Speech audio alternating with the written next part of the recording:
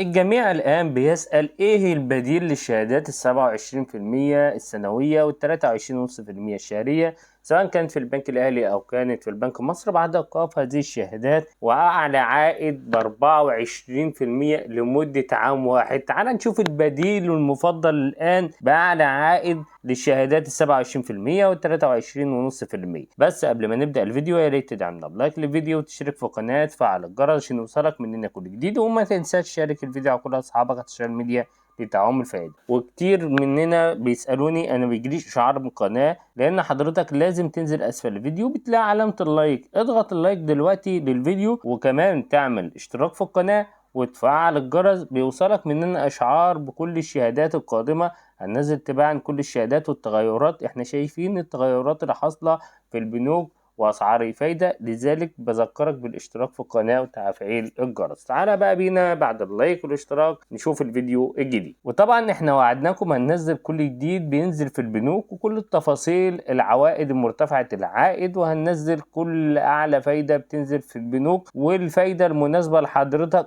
اربط عليها. احنا بننزل كل الفوائد بعد قرار البنك المركزي اللي قرر فيه تخفيض اسعار الفايدة بمقدار 2.25%، وطبعا على اثره جاء قرار البنك الاهلي وبنك مصر بتقليل اسعار الفايدة بمقدار 2% دفعة واحدة على كل الشهادات. وكمان ما نسيوش ان هم يلغوا الشهادات 27% مرتفعة العائد والشهادة 23.5% الشهرية، والجميع حاليا بيبحث عن افضل عائد. انا دلوقتي اعمل اي شهادة ولا افضل عائد ليا ايه واربط ايه، ولا اشتري ذهب ام اشتري شهادة؟ كل دي افكار لدى عملاء القناة وبيسألونا فيها، لذلك هنجاوبك على كل الاسئلة دلوقتي في الفيديو. وكمان هنقول لك لو هل البنك الاهلي هيربط شهادات مرة اخرى 27% 23.5% هينزلها مرة اخرى ام هذا مستبعد في ذلك التوقيت، لان عام 2025 هو عام تخفيض اسعار الفايدة، وابتداها البنك المركزي بتخفيض اسعار الفايدة بمقدار 2.25%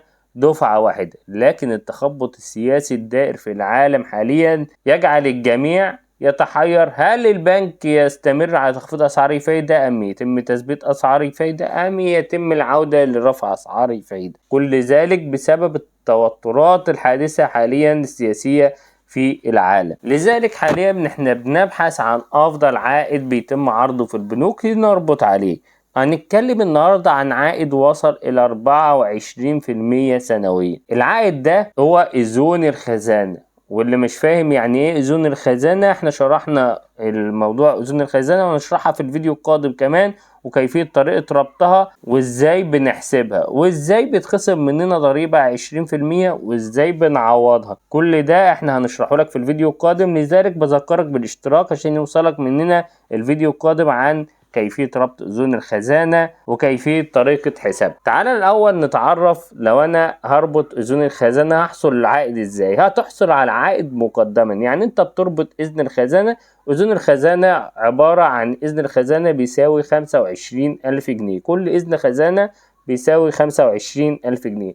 تقدر تربط زي ما انت عايز، لكن كل إذن بيكون بيساوي 25,000 جنيه. وبعد ربط أذون الخزانة بينزل لك العائد فورا بالخصم من المبلغ اللي انت حطيته في إذن الخزانة، وعند استرداد المبلغ في نهاية المدة بيتم خصم الضريبة من المبلغ الأصلي. ده هنشرحه كله في فيديو كامل لأذون الخزانة وطريقة ربطها وكيفية حسابها. وأذون الخزانة دي بتكون يا إما 3 شهور يا إما 6 شهور يا إما 9 شهور يا إما 12 شهر، واول مدة معانا هنحسبها وهي ال3 شهور. اذون الخزانة الاول بتنزل في البنوك بالنيابة عن البنك المركزي، سواء في البنك الاهلي او بنك مصر او غيرها.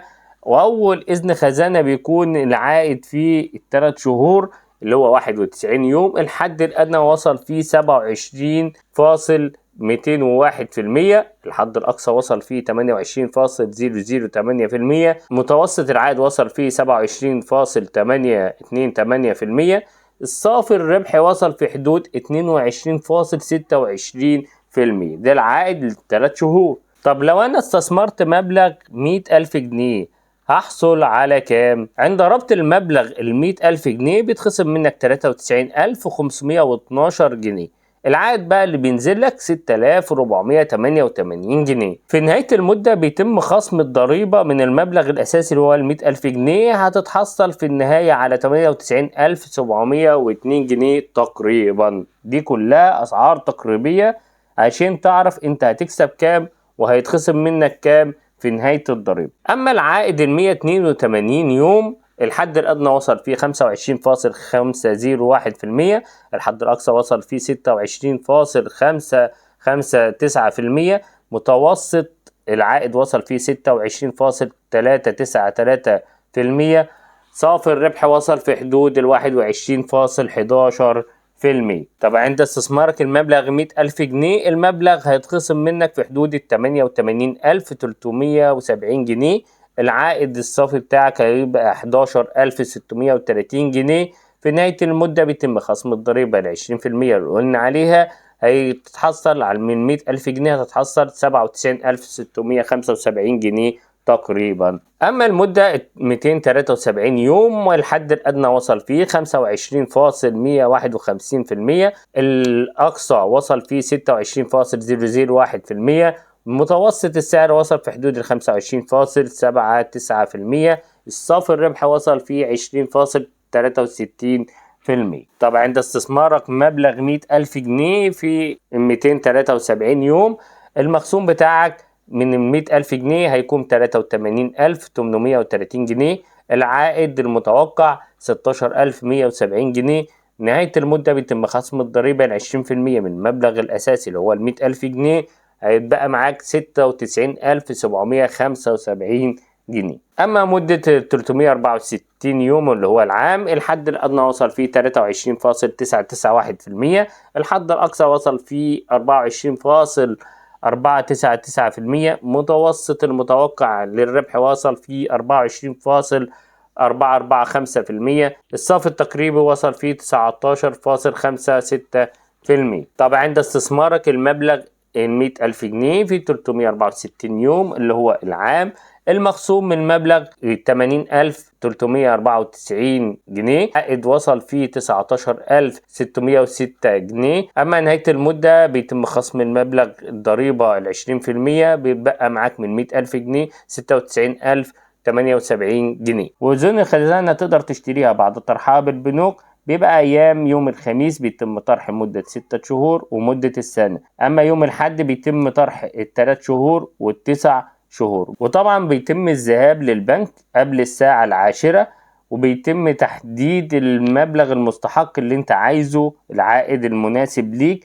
دايما تحط المتوسط السعر عشان تقدر تحصل على إذن خزانة. هننزل تفاصيل أذون الخزانة وكيفية شرائها وكيفية حسابها في الفيديوهات القادمة. كل اللي عليك انت بتشترك في القناة، تفعل جرس يوصلك مننا كل الشهادات وكل أذون الخزانة والدهب، كل الأسعار هننزلها لك على الفيديو. كل اللي عليك انت بتشترك في القناة، تفعل الجرس واللايك للفيديو.